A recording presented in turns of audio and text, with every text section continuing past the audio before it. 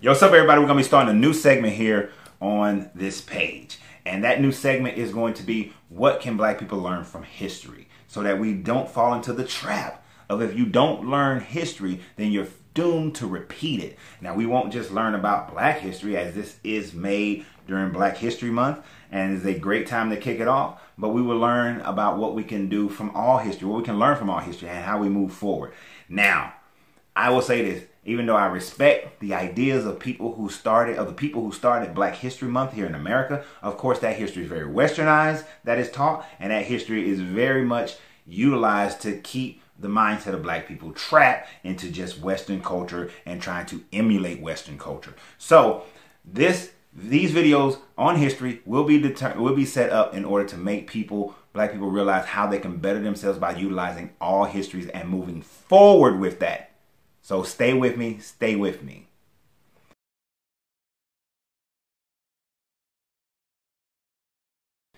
I want to welcome everybody. Thank you for watching the channel. This is your Coach Renz. What's up, everybody? And thank you for being a patron. Thank you for subscribing on YouTube and for following on Facebook and following on Instagram. I appreciate all you guys, and I ask that you continue to share the videos, continue to subscribe. If you're finding me for the first time, then we talk about the 360 degrees of life on this channel. We do have a liking to black history, to black people, to melanated people, but the information that I give is for anybody who wants to pull from. So take what you like from me, disregard what you don't. Oh, and to answer a question, people keep asking me, what is that behind me?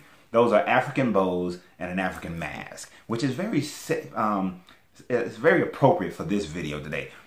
We're talking about what can we learn from the movie The Last Samurai and the true history of the Japanese people during that time, from the 1600s up until today, and how we've seen other countries emulate to a certain degree what Japan did, and how we can utilize that information now to change the condition of black people, the fact that we are not sitting at the table of power. Japan right now, and for the last 100 years, have been sitting at the table of power. China has gotten their seat at the table of power.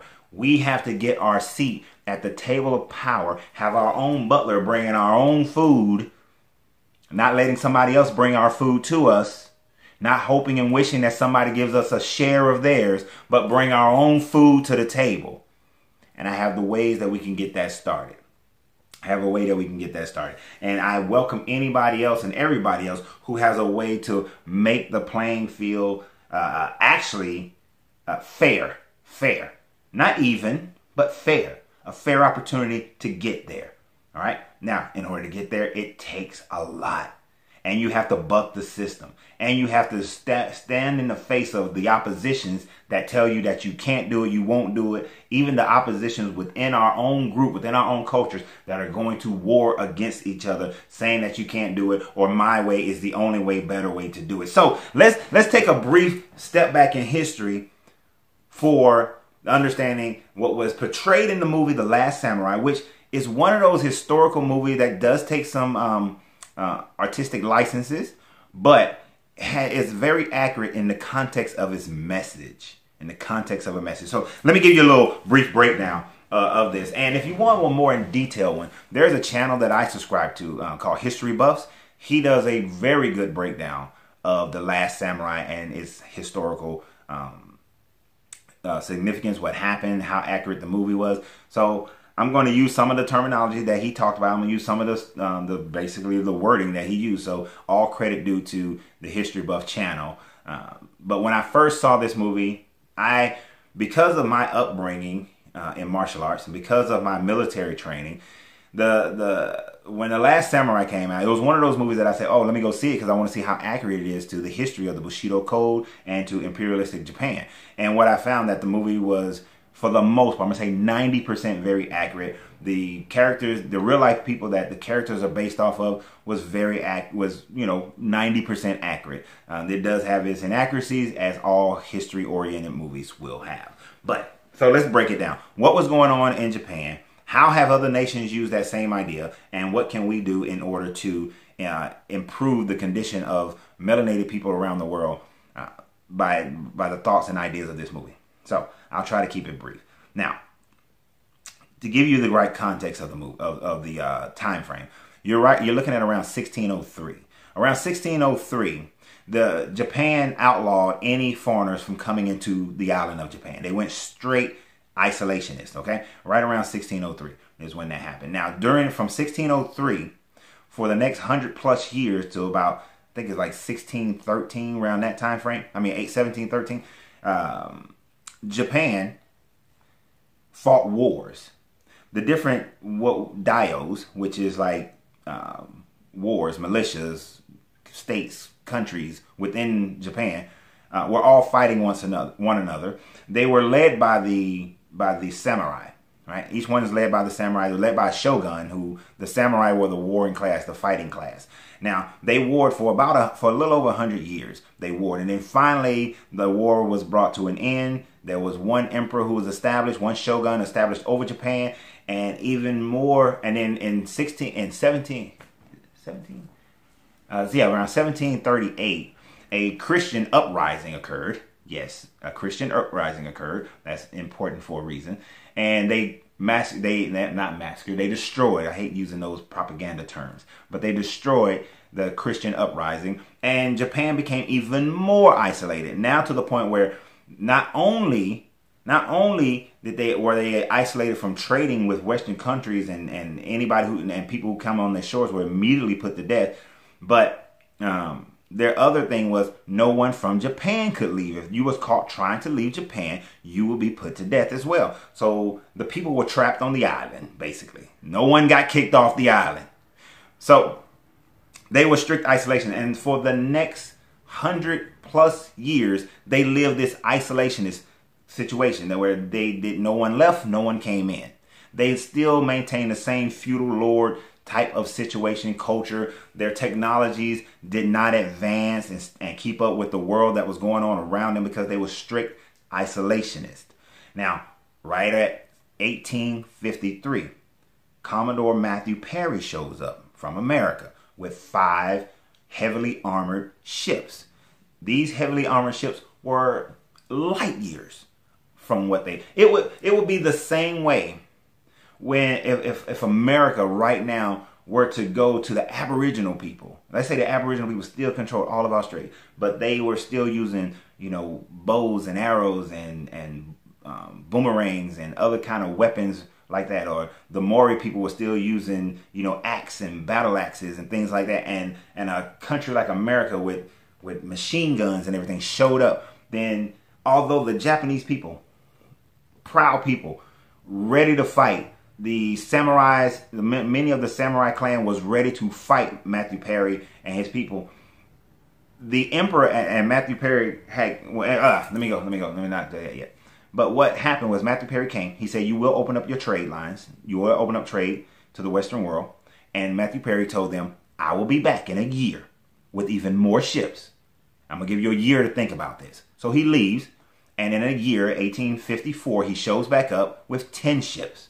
When he shows back up these 10 ships, the Japanese people said, humiliated that they have to give in to foreign powers, said, okay, we will open up to trade, right? But in the humiliation of that defeat, that moral defeat of having to do that, the Japanese emperor decided that we are going to catch up to the Western world. That the only way for Japan to find security is to match the military power, the economic power of the Western world, the rest of the world around them. So after being isolated for 200-300 years, right? For almost 300 years of isolation, almost 300 years of being behind in technology, Japan in 20 years catches up to the Western world. 20 years they catch up to the Western world. There are 2 main elements that allow for that. Protection of their way of life, of their country, of their people. That's number 1 is protection. Although they had suffered this moral defeat, had to change their laws, change the way they were living, they recognized that if they don't, they will be utterly destroyed. Because although they would have, if they would have fought, they would have been utterly destroyed simply because of technology. The Gatling gun, for instance, would have destroyed men on horses charging with swords. All right, that was destroyed. The Gatling gun showed how even if you had pistols and rifles, you couldn't handle a Gatling gun. Right? So they realized that. Number two, the other reason, the Bushido Code. You have to understand that the ruling class of Japan at that time frame was the samurai. And even after, and the movie does show that the samurai were able to move into being merchants and being into government positions. And the Bushido Code, at the end of the movie, they show how they still gave honor to the samurai. And the Bushido Code has still been a way of life in Japan, even though they have westernized and they are a power that sits at the table. What Japan did was they brought in people from all over Europe and all over America to teach technologies, education, medicine, military might. And the movie focused on the military aspect, but they actually brought people in to teach everything to their people, but not without losing their moral center, honor, truth, self-sacrifice, without losing the Bushido Code. The Bushido Code was embedded into government life. This is why you see that. Now, there's one important aspect of the Bushido Code that you should know about, and that is the samurai. They wake up every day totally focused on perfecting whatever it is that is their main purpose in life. Whatever it is their main, that was instilled throughout Japan.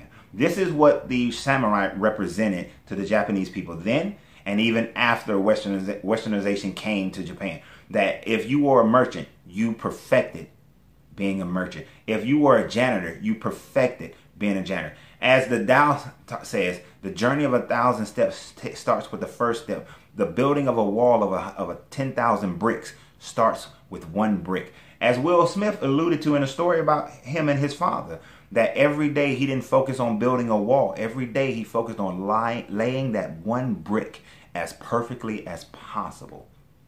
That's what the Bushido Code taught. That's the most important part. That is how they did not lose themselves to Western influence. Now, we see a lot more Western influence in Japan today, but even still, that idea, that mentality still persists, that every day you strive. The majority of the people, every day you strive to lay the bricks of your life as perfectly as you possibly can lay the bricks. As perfectly. This is what we must instill in our people. What we can learn as African Americans, Black Americans, Native Americans, whatever you want to call yourself, the fact of the matter is we are on the bottom of the scale. In America, in other countries like Bahia, Bahia, Brazil, and a lot of our African countries are considered, they're still third world nations. I know some of you may not like that, but it's the truth as far as when you measure it, as far as technology, economics, things like that, access, they're still third world. When you have a country that has rolling power as the norm, you're third world. Let's just accept that and then move forward. Just like the character played by Tom Cruise, I forget his name, he was an alcoholic using alcohol to quell his PTSD. I understand that feeling. But he would use alcohol to quell his PTSD. Once he was taking off alcohol, captured by the samurai, and had to live the samurai life, he had to face his demons. So we have to face the PTSD and the demons, but not looking for the white savior. One of the things I loved about that movie is that unlike Dancing with Wolves, where Dancing with Wolves showed the white savior mentality, this movie actually showed the white guy who found himself in understanding, respecting, and becoming a part of the culture of the samurai. Even though he knew that they in battle and in war they would lose, he found his life in their culture. All right. So in order for Black people to change this, we have to find our life in the culture that we're in, but we have to find our life. Now, I'm not proposing we come under a religious banner. That is why I highlighted that they quelled and killed and destroyed a Christian uprising in Japan in order to keep their way of life, to keep that Bushido Code, right? What I am saying and suggesting is that there are two types of learning philosophies that we have to establish in Black culture, and which is why the Hermetic Society, the alchemy of wisdom, wisdom of alchemy, whatever the heck I decide to call it.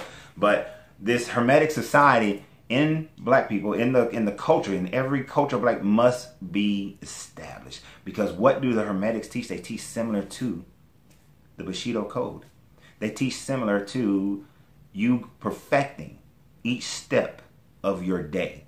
Each aspect of your life is perfected so that you create and become a culture within the culture that moves us forward. You see, I could have done a video about Black History Month. I could have highlighted somebody like Shaquille O'Neal, goes to the NBA. Within 30 minutes to an hour of getting his NBA contract, he spends over $1 million. His bankers come in and say, hey, dude, what are you doing? His agent's like, hey, stop doing that. You know, you spent $1 million and you just stepped in. You ain't been in it for an hour. And you look at, he changed his perspective. I'm going to do a whole nother video about this. He changed his perspective of his environment. Even though his environment changed, his perspective hadn't changed. But once he changed his perspective of his environment, he surrounded himself with the right people, with people that would help him to save, to keep his money. He has all this education, but the greatest education he has is the one that taught him how to keep his money. So now he has all these restaurants. He has all these businesses. He's still getting all these endorsements. He has set himself and his family up for legacy because he learned how to keep. He changed his perspective. That's what we have to do. These philosophies teach us how to change our perspective. The Hermetics teach us how to change our perspective. The Hermetic laws, all 7 Hermetic laws, teaches you to change your perspective of the universe, how it functions, how it works, how you are the microcosm within the macrocosm. And then you change your internal universe, change your external universe. We change our communities. We change the way we live. Understanding the trivium. The trivium teaches us logic, understanding, knowledge, understanding, and wisdom. All right? Knowledge, understanding, and wisdom. It teaches us how to think. It teaches us how to think critically. It teaches us how to take in just the facts, come to an understanding of those facts, and then apply them and evaluate the wisdom of their application so that we don't just meander through life accepting whatever life gives us, being the effects of someone else's cause, so that we vibrate higher up the polarity scale, whether it's economics, whether it's health, whether it's politics, whether it's safety and security of our people and our children. But we vibrate higher up the scale. But this is also why we must create this. We are not like Japan.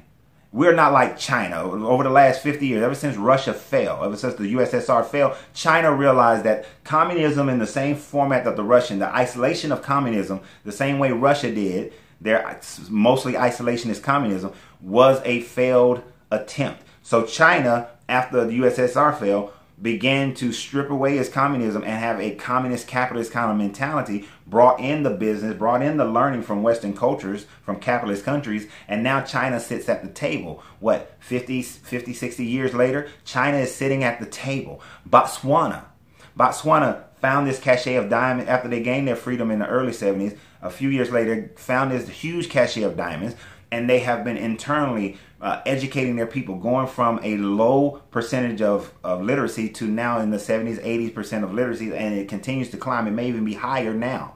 It has been like 7, 8 years since I looked at those numbers.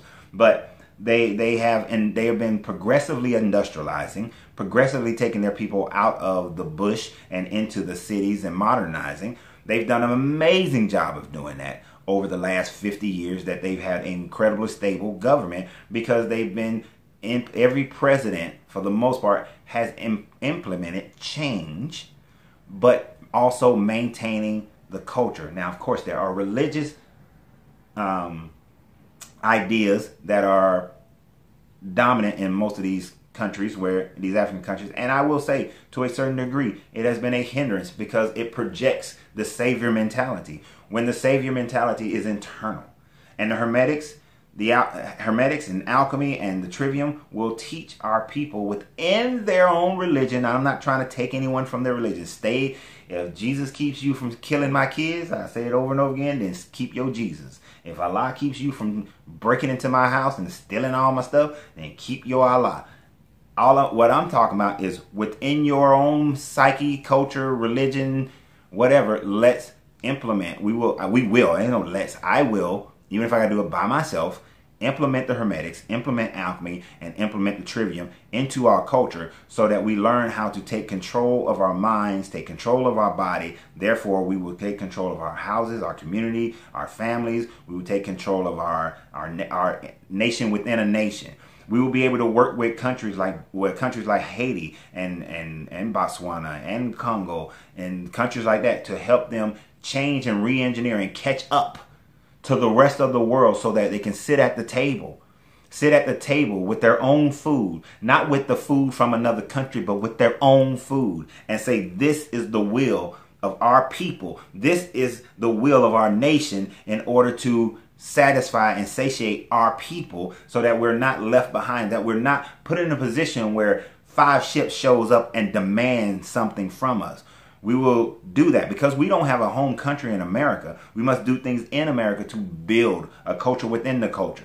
We then must also work with city-states or states within a country like Bahia, whereas, and this could be, since it's Black History Month, we know that over 40% of the slaves brought from Africa went to Brazil, which is why over 50% of the people in Brazil identify with their African heritage. They have maintained a large amount of their African heritage remain in places in like Salvador, in Brazil, in Bahia. We see this throughout the Caribbean. Only like 4% of the slaves came to America, which is why Black people in America only represent about 20-30% of the population identifies as Black American in America. And yes, there were indigenous people that were involved as well. Not even getting into that debate because it's pointless to me to a certain degree.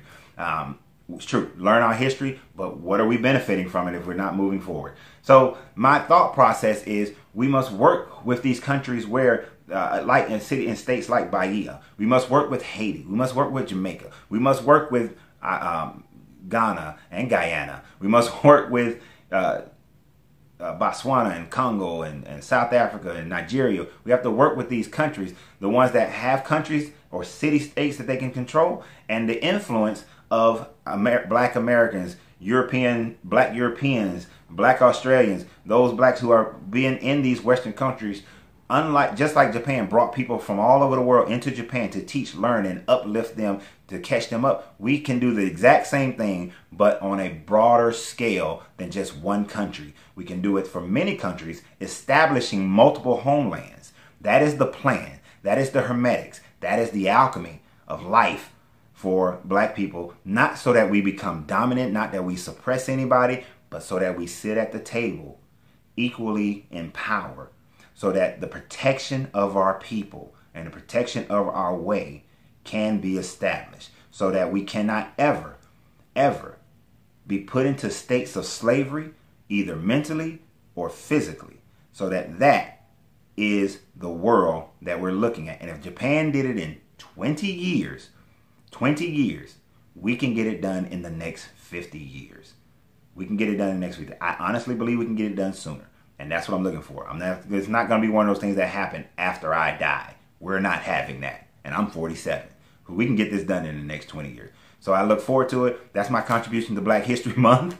So y'all have a great day. And remember, you have to free yourself to be yourself because your greatness is non-negotiable. Watch these other videos and continue to subscribe and support the channel. Go to Uncle Renz Popcorn and buy some popcorn.